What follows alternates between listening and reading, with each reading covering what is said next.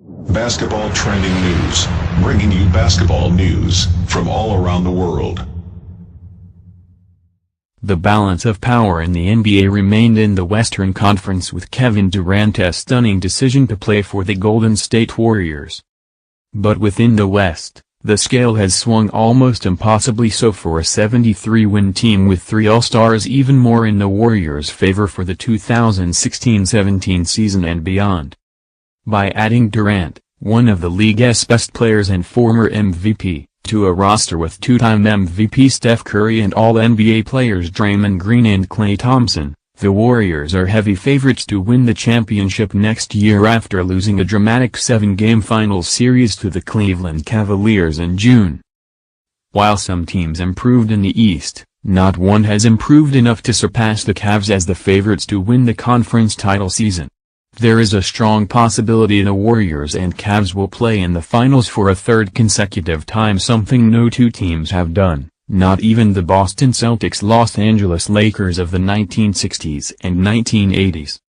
San Antonio, which finished with a franchise-best 67 victories last season, fell further behind the Warriors with Durant's decision. Oklahoma City, which had a 3-1 lead on Golden State in the conference finals in May, just lost its star, and now has to ponder a long-term plan that might not include Russell Westbrook, who is a free agent next summer. The Los Angeles Clippers maintained the status quo. The Warriors can dominate in the West. It has a dynasty in the making. That doesn't mean they will try to break their record of 73 regular season victories. In fact, expect Golden State to take a more deliberate approach to the regular season, pacing itself for the 2-month playoff run. Now, the Warriors have work to do on the court.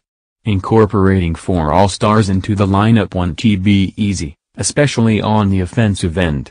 But that's why Warriors coach Steve Kerr, as he has said before, is paid so well. It's up to him and his coaching staff to get buy-in from those stars to play a certain way, to sacrifice for the good of the team. But on the surface, that roster creates so many problems for opposing defenses. Don't think for a second Durant's decision to leave small-market Oklahoma City for big-market Golden State sits well with the rest of the league. The 2011 lockout, in part, sought to create better opportunities for small-market teams to compete. The league instituted tougher restrictions in the collective bargaining agreement, including harsher financial penalties for teams spending above the luxury tax line. As recently as June 2, just before Game 1 of the finals, NBA Commissioner Adam Silver said, "Creating a system that allows every team the equality and equal opportunity to compete for championships. I think we're never going to have NFL-style parity in this league. It is the nature of this league that certain players are so good that those teams are likely almost automatically, if that player remains healthy, to become playoff teams, and especially mixed with other great players. But the influx of TV money gave teams that otherwise would not have had the financial flexibility to add a maximum salary player the freedom to do just that." Remember all that angst in 2010 about creating super teams after LeBron James joined the Miami Heat alongside Dwyane Wade and Chris Bosh? Well, the Warriors just created the super team of all super teams in this era of the NBA. Thunder general manager Sam Presti can't be happy about the league's inability to prevent a move like this from happening. Silver knew the unprecedented rise in the salary cap, from $70 million in 2015-16 to $94 million in 2016-17, would create unintended circumstances.